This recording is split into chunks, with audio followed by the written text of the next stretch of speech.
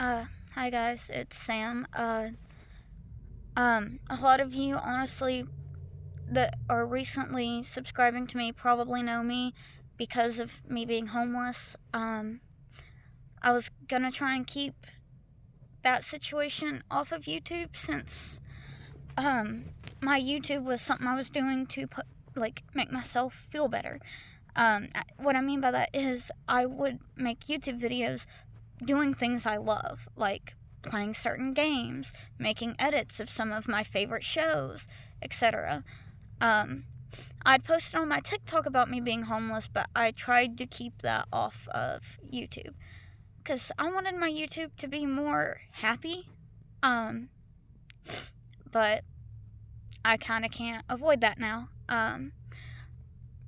I'd seen a bunch of comments and I wanted to address them, but I knew if I was to make like a new YouTube to be like, hey, look, this is me, I knew people probably wouldn't believe it because I'd mentioned my YouTube and having like or not a bunch, but like I mentioned one of my videos had gotten quite a few amount of views.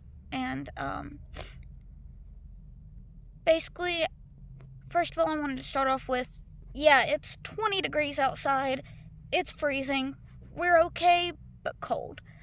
We have some hand warmers. I'm about to pull those out. But I'm wanting to make a longer video kind of explaining my entire story, not just what made me become homeless.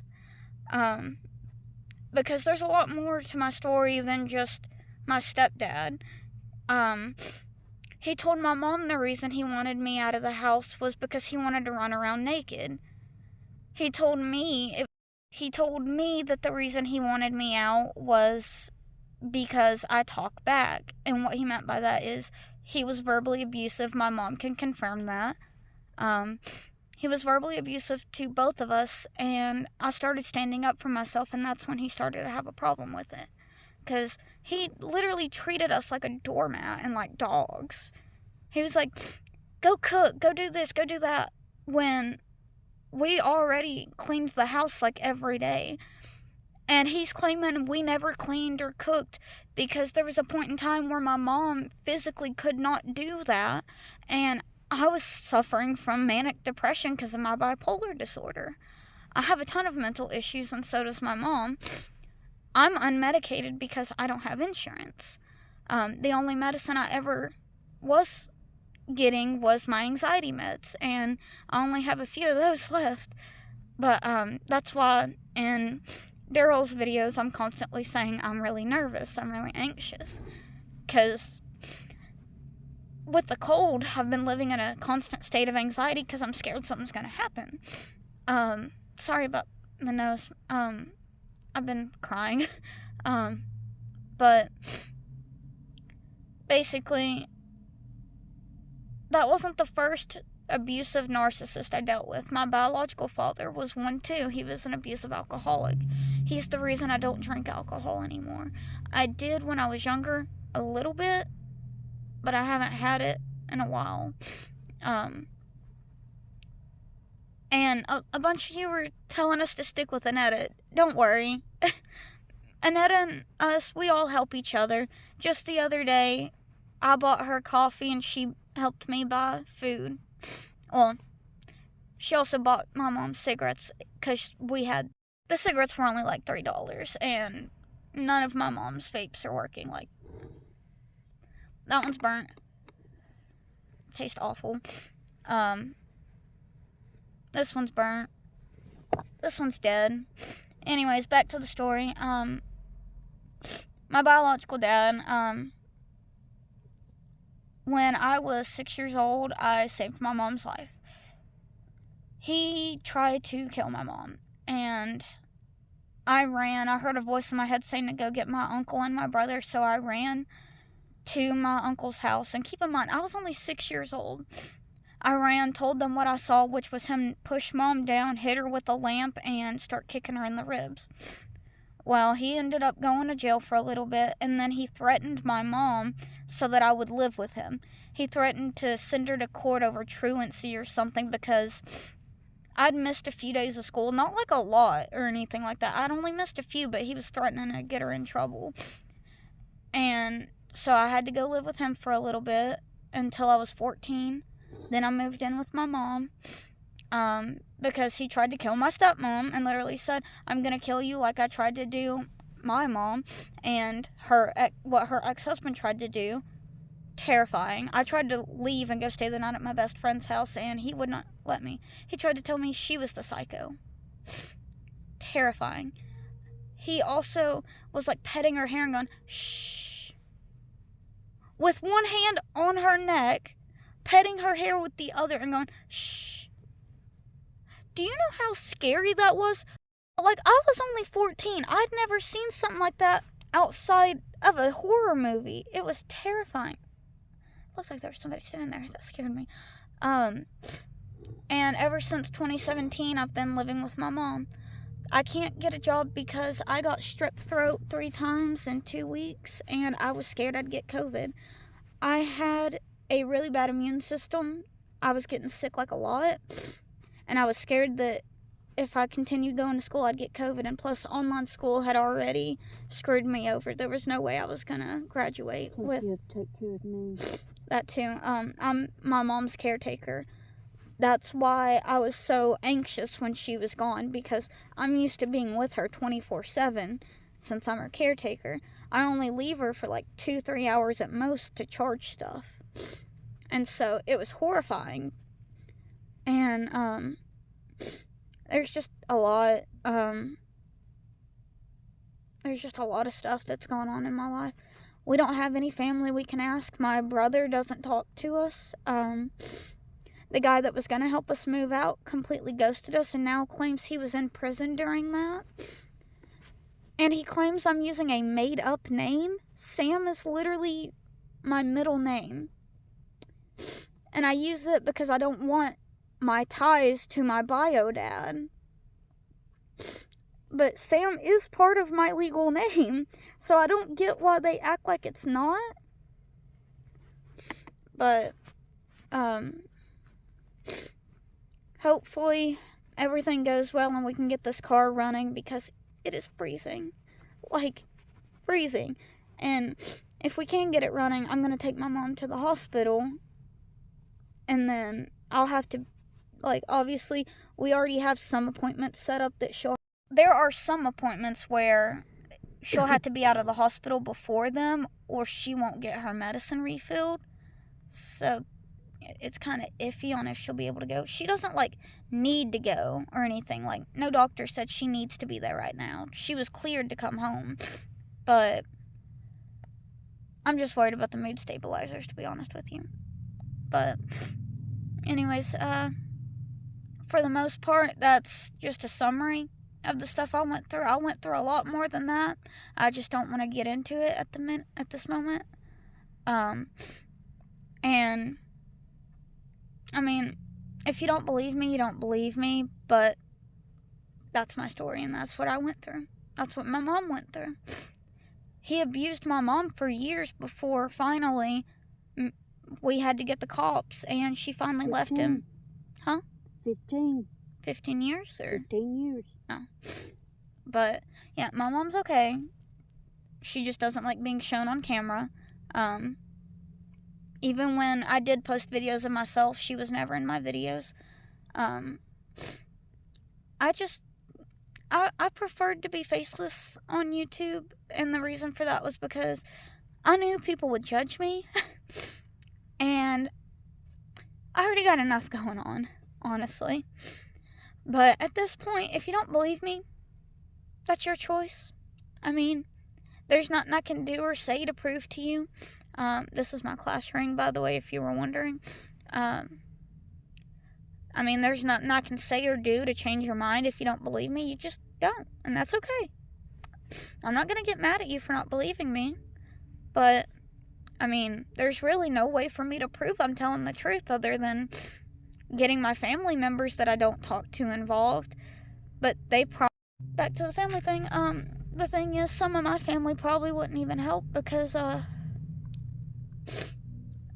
we haven't talked in a while, and my bio dad, he managed to convince them that I'm a bad influence.